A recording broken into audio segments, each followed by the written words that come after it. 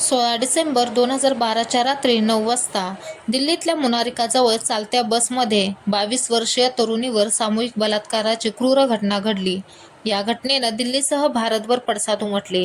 आंतरराष्ट्रीय स्तरावरही ही घटना चर्चेचा विषय ठरली. या हल्ल्यात मृत्युमुखी पडलेल्या पीडितेला पुढे निर्भया नाव देण्यात आलं. या निर्भयासाठी 16 डिसेंबरचा दिवस नरक यातनांचा होता. झालं होतं असं की पॅरामेडिकलची विद्यार्थिनी असलेली निर्भया आणि तिचा इंजिनियर मित्र दिल्लीतल्या साकेतमधील मॉलमधून लाईफ ऑफ पाय सिनेमा पाहून परतत होते. डिसेंबरच्या महिन्यात दिल्लीत खूप थंडी पडते आणि अंधारही लवकर पडतो.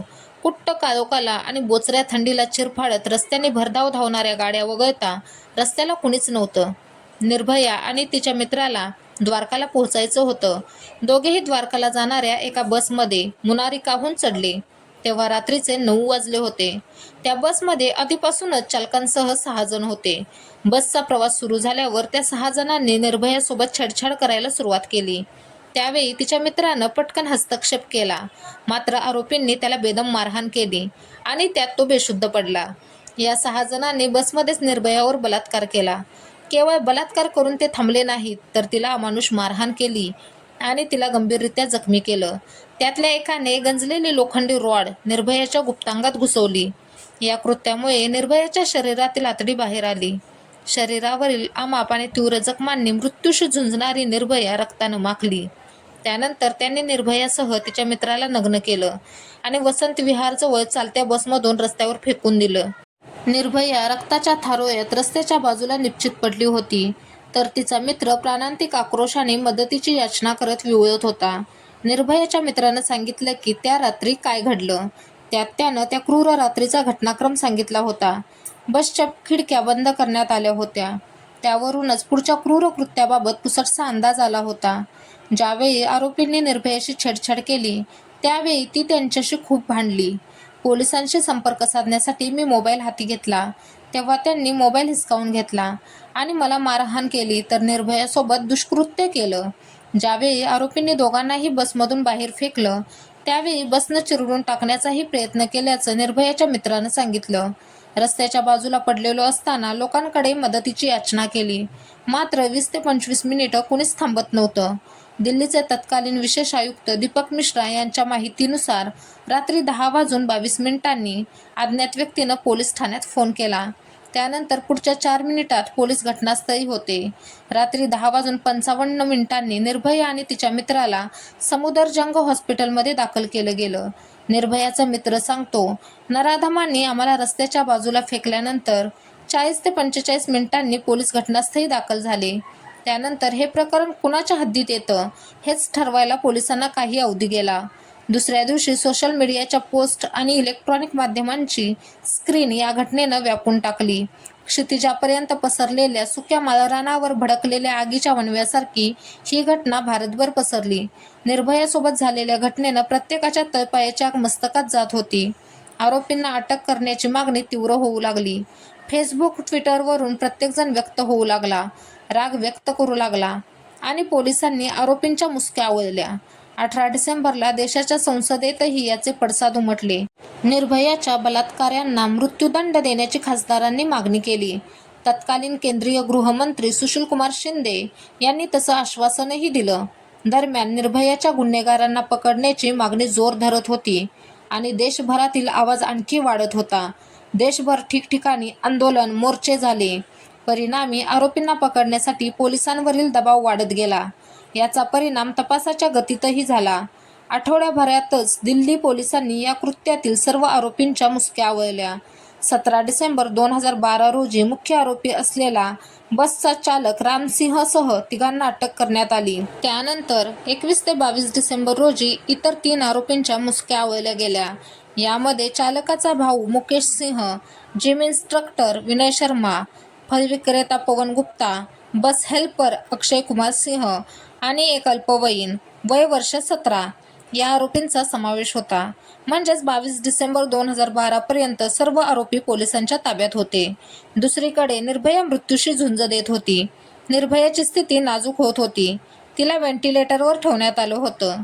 त्यावेळी सत्तेत असलेल्या काँग्रेस पक्षाच्या अध्यक्ष असलेल्या सोनिया गांधी यांनीही सफदरजंग हॉस्पिटलमध्ये जाऊन निर्भयाच्या प्रकृतीची माहिती घेतली होती.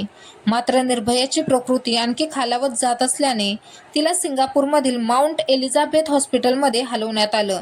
सिंगापूरमध्येच उपचारादरम्यान 29 डिसेंबर 2012 रोजी निर्भयानं अखेरचा श्वास घेतला. त्याच दिवशी निर्भयाचा मृतदेह भारतात पाठवण्यात आला. निर्भयाच्या मृत्यूनंतर देशभरातील लोकांचा संताप आणखी वाढला. आंदोलनांनी आणखी आक्रमक रूप धारण केलं आणि आरोपींच्या शिक्षेसाठीची मागणी आणखी तीव्र झाली आणि सुरू झाला पोलीस तपास, कोर्ट कचेऱ्या आणि सुनावण्यांचा फेरा. 3 जानेवारी 2013 रोजी दिल्ली पोलिसांनी निर्भया बलात्कार प्रकरण पाहिलं. आरोपपत्र दाखल केलं. यात अल्पवयीन आरोपीला वगळता इतर 5 जणांवर हत्या, सामूहिक बलात्कार, हत्येचा प्रयत्न, अपहरण, दरोडा इत्यादी आरोप ठेवण्यात आले, तर 33 लोकांना साक्षीदार बनवले.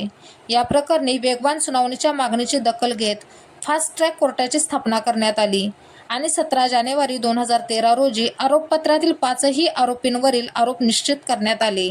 याच दरम्यान 23 जानेवारी 2013 रोजी न्यायमूर्ती JS वर्मा यांच्या अध्यक्षतेखाली एक समिती स्थापन करण्यात आली होती. या समितीने 631 पानांचा अहवाल सादर केला. जवळपास 30 दिवसात निर्भया प्रकरणाचा अभ्यास करून वर्मा समितीने अहवाल सादर केला होता. वर्मा समितीने बलात्कार आणि हत्या यासाठी 20 वर्षांची आणि सामूहिक बलात्कारासाठी जन्मठेपेची शिक्षा ठोठावण्याची शिफारस केली. तसेच समितीने फौजदारी कायद्यात विविध सुधारणा सुनावल्या होत्या. दुसरीकडे 5 मार्च 2013 पासून नियमित सुनावणी सुरू झाली. खटला कोर्टात सुरू असतानाच 6 नराधमांपैकी राम सिंहने 11 मार्च 2013 रोजी तुरुंगातच आत्महत्या केली, तर 13 सप्टेंबर 2013 रोजी ट्रायल कोर्टानं इतर 4 आरोपींना फाशीची शिक्षा दिली. पुढे दिल्ली हायकोर्टानं 13 मार्च 2014 रोजी तर 5 मे 2017 रोजी सुप्रीम कोर्टानं 4ही नराधमांची फाशीची शिक्षा कायम ठेवली. यातील अल्पवयीन आरोपीला 31 ऑगस्ट 2013 रोजी जुवेनाईल जस्टिस बोर्डानं दोषी ठरवलं आणि 3 वर्षांसाठी बालसुधारगृहात रवाना केलं.